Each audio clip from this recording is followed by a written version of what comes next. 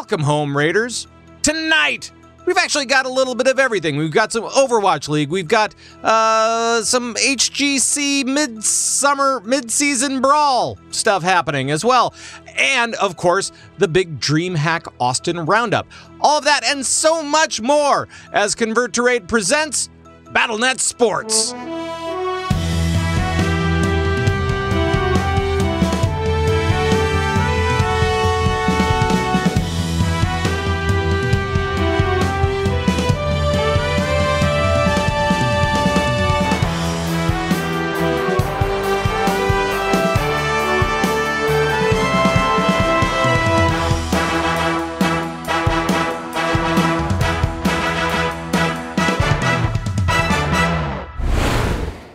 Everybody, and welcome back to BattleNet Sports. My name is Pat Crane. I am your host, and this week we are actually going to be talking to Thist about Overwatch League and Overwatch World Cup and MDI and AWC, the WoW Arena, and we'll be talking to Jules about the mid-season Brawl coming to HGC this weekend. It starts in group rounds.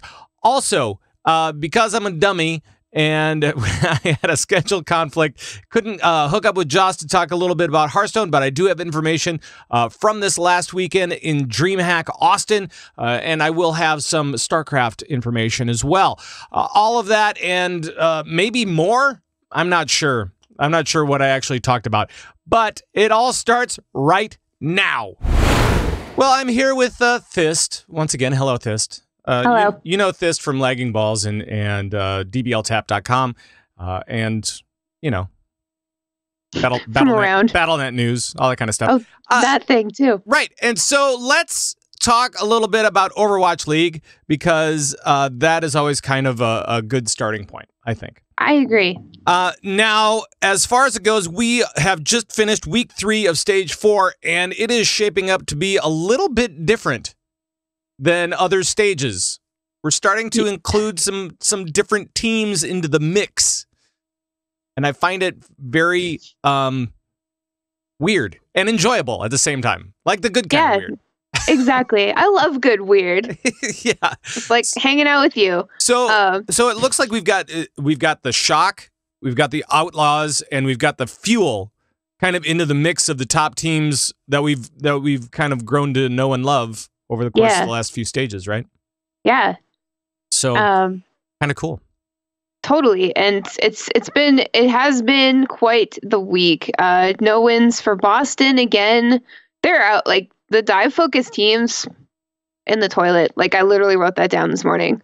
Just like, you know what?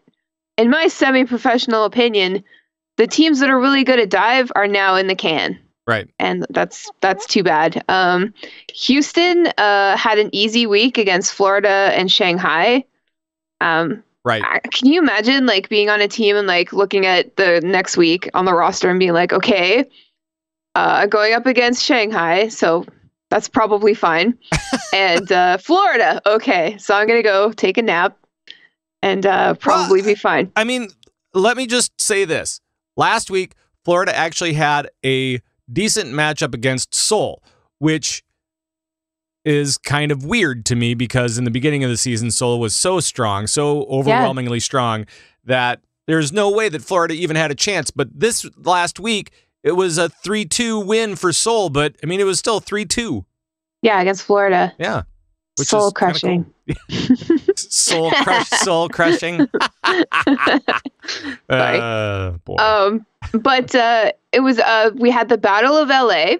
So we had Valiant versus the Gladiators. Valiant took it 3-0, which I was very surprised. Like, you know, I love the Gladiators. They're my favorite team at the moment. But I was super surprised about this. Yeah. Like I didn't see that coming at all. I mean, definitely not a 3-0, and that was kind of like this big thing where I was like, really? 3-0? And same thing with the XL versus the Fusion. I was expecting an XL win, but I wasn't expecting it to be 4-0. Yeah. I mean, so they just took that. Yeah. But can we talk about London for a second? Sure. Let's talk about London. So London beat Boston, but everybody's beating Boston these days. So whatever. But they did not beat the Dallas Fuel. Right. And I think that this just kind of goes to Dallas Fuel's Brigitte play. Really? Yeah, Mickey's Brigitte play. Yeah, Mickey's Brigitte play, because Mickey is, I think, only on Brigitte these days. Well, he should be only on Brigitte. Well, if the map allows it, right? So, I mean, it's kind of one of those things where you have to kind of take that into, I don't know, man. He's pretty awesome. He's a specialist. It's like he's got this like weird natural Brigitte ability. Mm-hmm. He really does. Goetta. Yeah. Goetta. Mm-hmm. Shanghai is still 38-0. Poor Shanghai. I know. Their flex tank player MG has departed. He's out. We actually haven't seen him play for about 3 months, and Geguri's been sitting in. Yeah. So it's probably fitting. I mean, I don't think that anything at this point is really gonna make much of a difference. No, I mean, Shanghai goes up against this week they're going up against Florida. Actually, tonight. So I don't think that's even a chance. No, I don't either, but like it's the only chance they have, in my opinion. Right. Well, they're also going to be going up against Boston, and Boston has been doing so terribly this stage.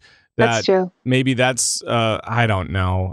Could you imagine? I feel bad even having this conversation, because we should be talking about the amazing games and stuff like that. Unfortunately, Shanghai just hasn't entered into the to challenge anybody, really. Yeah. I really hope that after the season ends and they get a lot of time to rest and sort of shake things up and do their trades and what have you. I really hope that they just really take a look at what they have and maybe just like completely reset everything. Well, and part of the things that I've been hearing about is when they're in scrims and stuff like that, they take a little bit more aggressive approach, like all of Shanghai. They take a little bit more aggressive approach, and they win games that way. They actually win matchups that way. But then when it comes to actual game time, they play a little bit more conservative, and that seems to end them quickly.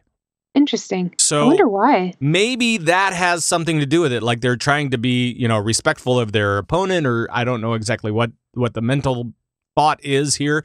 But it seems like they play a little more conservatively come game time, and that just beats them into the ground. So I don't know if that's it or not. But that is kind of one of the concerns. Let's look at this week. Okay. And what do we got coming up? As far as like some cool games, like one of the cool games is actually tonight, Dallas Fuel versus Houston Outlaws. I think that one actually could be a really good game. I think it's going to be a close fight. I honestly don't know who's going to win. I love both teams, and I don't know, like Houston was amping up, and now they've kind of, settled down a little bit. They're kind of mid-range, and Fuel, mid-range is really good for them. So I guess we'll see what's going on. But that's going to be a really great matchup. Obviously, the Shanghai versus Florida thing, I'm interested to see that. I'm going to see the NYXL versus Gladiators game tomorrow at Waypoint with the 5 Deadly Venoms, which is the NYXL Booster Club. Oh, yeah. I think that's going to be fun. I'm going to wear my Gladiators jersey and see what happens. No matter what, it's a win for you, right? Yeah, exactly. And right now in the standings, Los Angeles Valiant's number 1, NYXL's number 2, and the Gladiators are number 3. So I think that's going to be a really great matchup. It should be. Another great matchup is also on Thursday, and that is the Shock versus the Fusion. Could be a great matchup, and I think that could be very telling as far as where that middle ground is going to go of the lineup. So absolutely, very cool. And let's see, there was another one that I was looking at too? Maybe not. But we've got 2 weeks until the playoffs, then the grand finals. And Barclays Center sold out last week. Right. There are no tickets left. Aww. So it's going to be huge. No tickets left. No tickets. There probably will be a couple. Oh, maybe. But they're going to broadcast the whole thing anyway. So yeah. And I will see you there waving, and you'll be like, you're going and I'm not. And so that's cool. I'll make a sign that says, "Hi, Pat. Haha, you're not here." Right. Should we talk a little bit about the All-Star game? Let's talk about the All-Star game. What's going on with they just announced the Overwatch League All-Star game. When is that happening? That's happening August 25th, so that's well after the the grand finals. There'll be an all-star game with the top 18 players from each division competing. And the cool thing is that like anybody can vote for the starting 6 to represent both divisions. And the remaining 24 players in the all-star game will be chosen by Overwatch League players and talent and staff and coaches and stuff. But you can just go and like you can pick 2 from like each class. Did they call it class? Like I know that's a WoW thing, but like damage and then tank and then support. Yeah, each type. I don't know. Yeah, I don't know. We'll just say class. But yeah, and it's really fun and it's cool because like when you go and I recommend taking screenshots of who you've chosen because once you voted, you can't see who you voted for again. And some people have been like picking some pretty interesting people. Most of my picks have been Canadian, but I might be biased. I don't know. Right. You might be. You might be. So when does voting wrap up? Do we know? I don't know, but it's still going now. Okay. So all right. Get on it. Go vote. Go vote. Yeah, away. I think that's going to be amazing. An all-star thing. It could be really cool. It could be really cool. Because I know that Geguri is going to be chosen. You know, like she's a really, really popular player. Right. And it's going to be cool to see her play with other people. Yes. See how that goes. So. It will be great. And speaking of all-stars, well, not really all-stars, but I just want to bring this up real quick. Also, the Mythic Dungeon Invitational, just to switch it a little bit, they also announced that they're going to have a thing at BlizzCon, right? So they're going to have the top 4 teams from the MDI go and do like a little showcase of the MDI over there. So yeah, they're going to be doing BFA dungeons live on stage in front of people, and it's going to be the first MDI tournament that features stuff from the new expansion. Like we'll all know about it by then, but I think that's really cool, and it's just awesome because everybody going to BlizzCon now has the opportunity to sort of like be exposed to the Mythic Dungeon Invitational, and I think everybody's really going to enjoy it when they see PvE live on screen. It's going to be amazing. Yeah, and it kind of harkens back to a few years ago when they had the raid thing as well, the raid race. I don't know what did they call it? I don't remember. Raid race? I don't remember. Whatever but it was awesome. But yeah, so it should be cool, and especially with the casters that they have now, they'll all be there anyway. I'm sure that they'll just jump up on stage and be like, "Oh yeah, whatever, we got this." Yeah, we'll cast it. It's fine. We'll just sure, we'll do it. We'll just look at it and talk about what's happening. That's fine. Yeah, that's basically what casting is. Another thing that's going to be happening at BlizzCon, as long as we're there, and let's go back to Overwatch for just a second and let's talk Overwatch World Cup. Okay. Because now we have all of the teams, coaches, and community folk are selected. Yes, the committees are set. Right, and now they are choosing players. And as it turns out, not every country is doing the same thing. I guess not. Because Canada was doing what is Canada doing? Canada, I think we're having tryouts. But the Canada's coach Jane recently announced that 5 players on the list are already invited to be on Team Canada, so without any tryouts, and they're all from Overwatch League. Well, except XQC. I mean, he's kind of an alumni, but XQC, Note, Mangachu, Agilities, and Surefour are invited. So if they would like to play for Team Canada, they can, and I think that they should. And that lineup, everybody in there except Note was in the team last year when we took 2nd place. So nice. Yeah, I think this is going to be amazing. Like, I'm obviously biased, but like we do have a really, really strong team. So sure, it's going to be freaking awesome. But it sounds like the U.S. is doing something a little bit different and something a little bit more. I mean, like they're selecting a lot of players to try out. It sounds like. Yeah, right? They've invited. There's 25 America's Best will be invited to try out. Yeah. And the invited players will be split into 4 teams, and then those teams will scrim against each other for like a 2-week period. And then 3 of the 4 teams will advance to a week 2 where the competition will be more intense.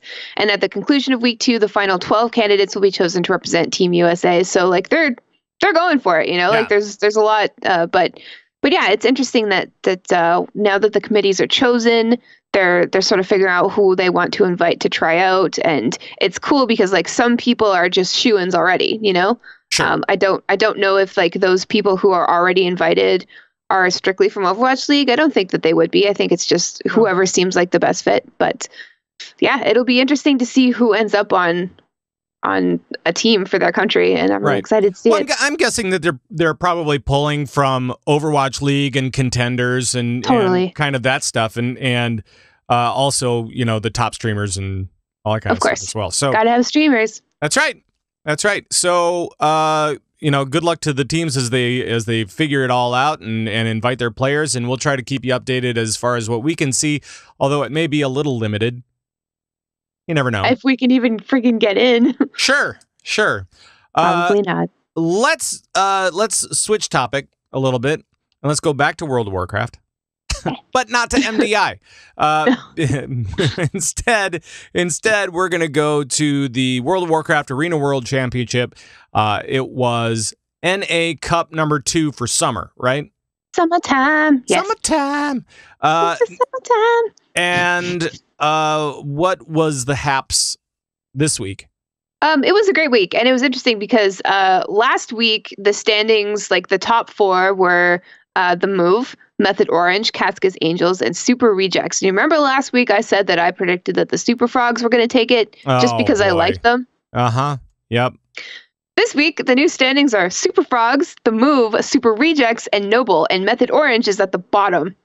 And I liked Super Rejects. I brought those guys up. You did. And, anything with a super in front of it, you got to take them kind of seriously. They're super. It's serious business, Yeah, super serious, Pat. Yeah, super serious. But yeah, so the Move looked like they had it. They were undefeated in the upper bracket. They took out the Super Frogs 3-1. The Super Frogs didn't like that. So in the lower bracket, they took out your Super Rejects. Sorry. Yep. No, 3-1. That's fine. They're not mine. They are shared with the world. Okay, fine. Well, they're shared with NA. And the world in general. Go ahead. And the world, whatever. Yeah. And so they came back and they beat the Move 4-2. Right. And it was, out of all of the summer cups so far, I think this one was the most exciting and had like the most interesting results. And all of the teams just fought tooth and nail, if you will. And I don't know, like it was a good weekend. And I'm guessing with the Super Frogs, it'd probably be like legs and tongue. I don't know what they fight with. I have no idea. Ribbit. It's just like a lot of shaman polymorphs. They do a frog, right? Like when they polymorph you? Yeah. Can. Yeah, Super Frogs. Yeah. But they polymorph each other, and then they go in as... No, that doesn't even... that makes no sense. I'm trying to make this joke, but it's not working. It's all right. It's all right. So this weekend is EU Cup number 3. Yes. The last of the European Cups, and then and then the following week is the last of the NA Cups, and then we'll have that head-to-head grudge match for the summer fling. Mm-hmm. The spring fling, summer fling. Yeah. It's just many flings. So many flings. That's right. I think they should call them the fling. I think so too. I think that would be really great. They don't. It's like, summer battle, whatever. Yeah, like esports doesn't have to sound so serious, No. What if it is just a fling? What if we're having fun in the summertime? We're Super Frogs on a log. We want to go to the summer fling. What if it's just a fling? Yeah, what if? Am I forgetting anything? No, that's it. We covered everything. Wow. In record time. Look at that. All 14 different sports that we cover. 14? In a matter of moments. That's right. Well, in that case, I'm going to let you go. Thank you. Thank you, Thist. I really appreciate all of your insight and your reporting. And we will see you. Oh, boy. We will see you next time. We are getting ready for the mid-season brawl in HGC over in Sweden town. And so Jules Scott is here to walk us through the finer details of what's to happen. Hi, Jules. Hi. Boy, it's been a long, dry spell of no HGC, and I'm really happy it's coming back this week. Well, and you got all this big, huge heroes news just in general, which is amazing as well. So, but let's concentrate on HGC. What is going on with the mid-season brawl? That's the group stages are coming up, right? Yes. So starting Saturday, which is June 9th, you're going to start with the group stages. They have 30 matches to play in the group stages. And so it's going from the 9th to the 13th. And how this is going to work is that the matchups, they're split into 2 groups. Each of the, in the groups, you're going to play each other once. And it's the best of 2 matches, which I was like, how does that work, right? Like, how does someone not tie? Well, the way it works is that each game win that a team scores gives them a point. And if they win both games, because they're going to play 2 games, if they win both, they get an additional point. So they could win 3 points total for that, which will help them in their groups. And each group's top 2 finishers and points, they're seeded into the upper bracket of a modified double elimination stage. That's the actual like playoffs. And then 3rd and 4th place finishers are seeded to the lower bracket. Bottom 2 finishers are eliminated. And then the following week, we go into the double elimination format. So it is going to be, we got a little bit of a haul this next couple days, but we'll talk all about the rest of that next week. Okay. So, gotcha. First, we got to talk about the groups, though. Yeah, let's talk about the groups and what are we seeing as far as the matchups go, and as far as the different teams that are involved. So I did a little analytics on what we were looking at, because if you go out to the HGC website, there's a lot of really good articles. Each region has been covered through an article in the last couple of days, and they seem to be doing more leading up to the actual event on Saturday. So go out there and read them if you want to know more about the specific regions. But we're going to focus just a minute on NA. Heroes Hearth Esports is number 2 seed from NA. They have to take on in their group Dignitas, Method, and Tempest. Yikes. And then Tempo Storm has Fnatic, Ballistics, and Gen G. Who is the former MVP Black, then moved to KSV Black, and so now they're Gen G. I know it gets really confusing. It does. So that's what's going on for NA. But if you look at the bracket, it's kind of interesting. We've got Ballistics and Gen G in the same group, and they're both from Korea, and they're both really, really strong contenders. Like Gen G is favored to be the winner. They won the HGC finals last year at BlizzCon. They're probably going to be your top seed at this point for everything. Okay. But Ballistics is also really an awesome competitor. So then Tempo Storm has to face them. They have to face Fnatic, who was last year's mid-season Brawl winner. Yikes. Yikes. Right. And by the way, no Korean team has actually won the MSB. So that has been the big storyline right now is, are we going to see a Korean team win this? Gotcha. So what do you think? Do you think that they have a strong shot at it, or what? Yeah. Okay. I do. Well, so Fnatic is always going to be a contender, but Dignitas is better than Fnatic on paper and also in performance, if you want to just look at it straight out.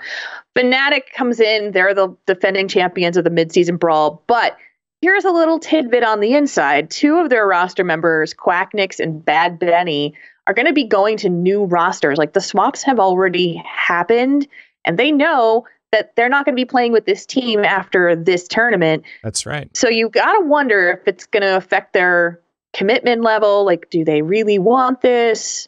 Is it really because Dignitas doesn't have these changes. Sure. They don't have anything going on. Well, and this is actually something that we missed during the break, was that there was this big, huge roster shift, and there's one team that's no longer.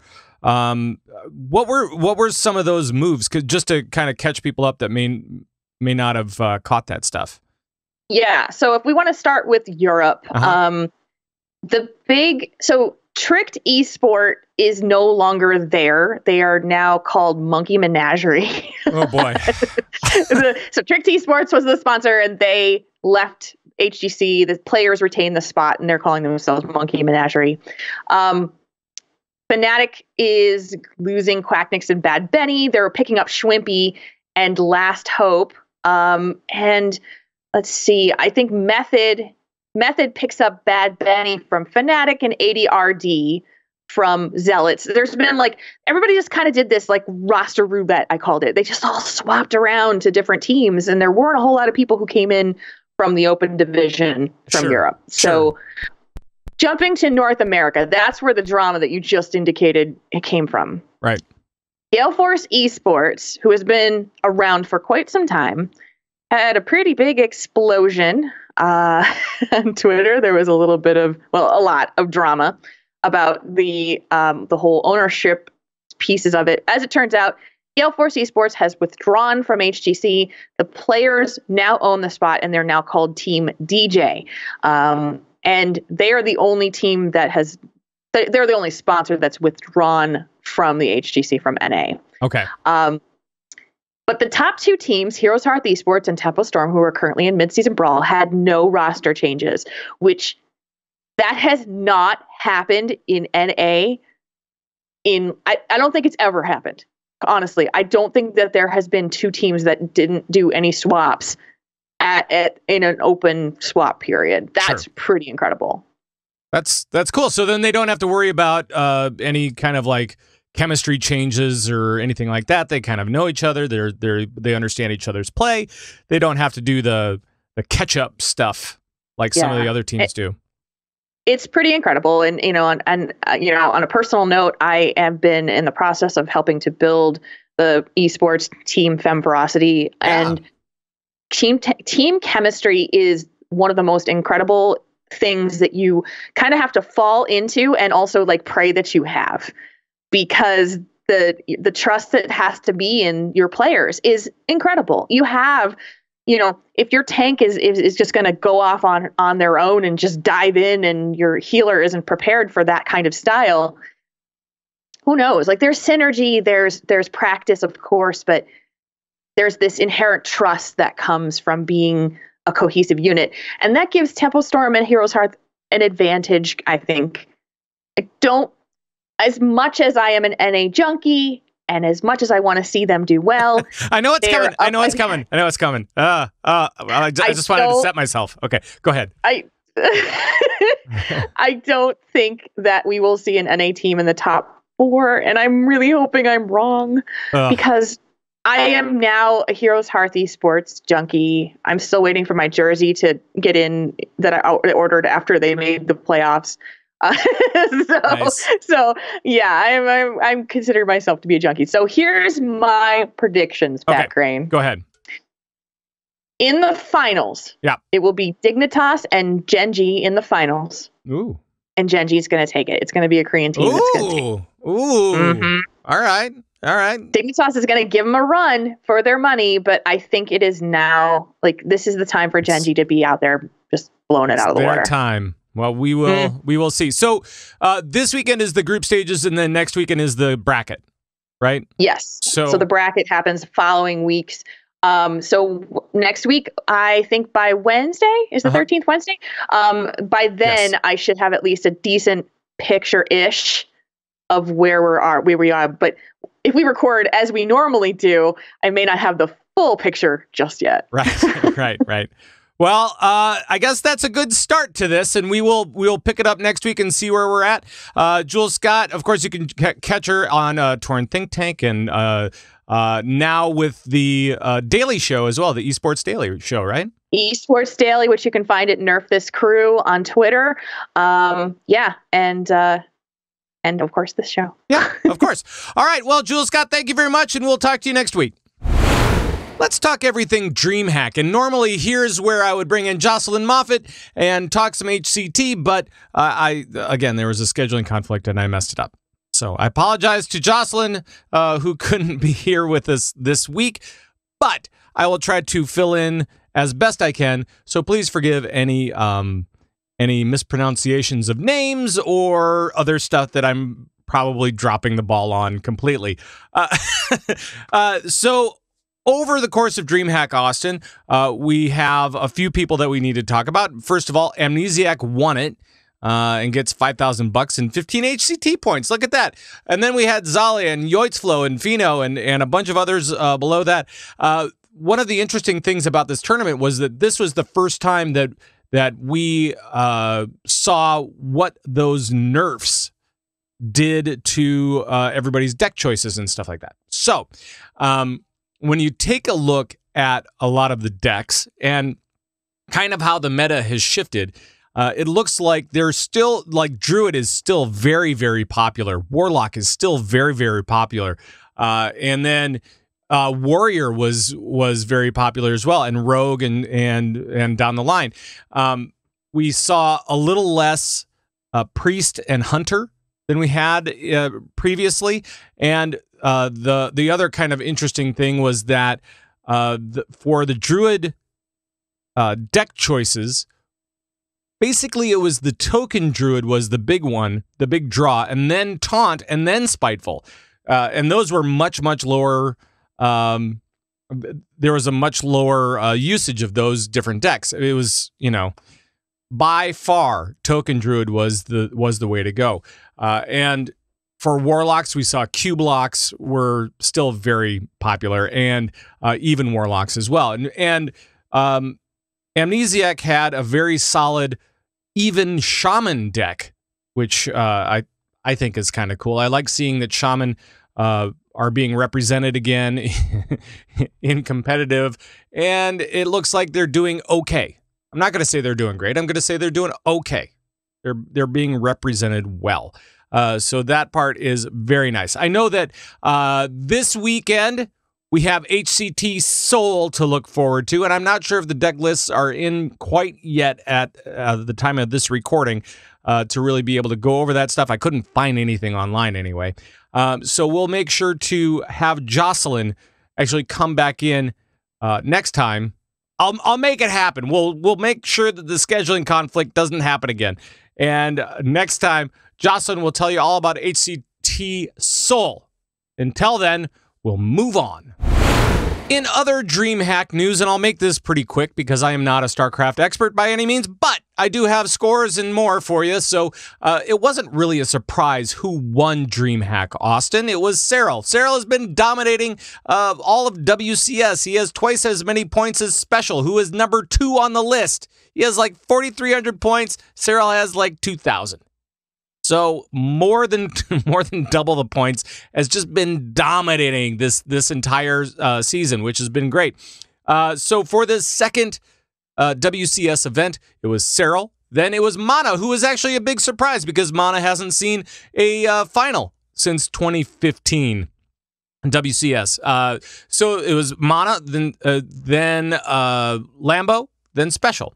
And so those are your top 4 for WCS Austin. And there was some, from all the analysis that I read, some really good play. And it was fun watching Clem, who is kind of new to WCS because he finally turned of age, waiting in the wings, and now can finally play in the WCS.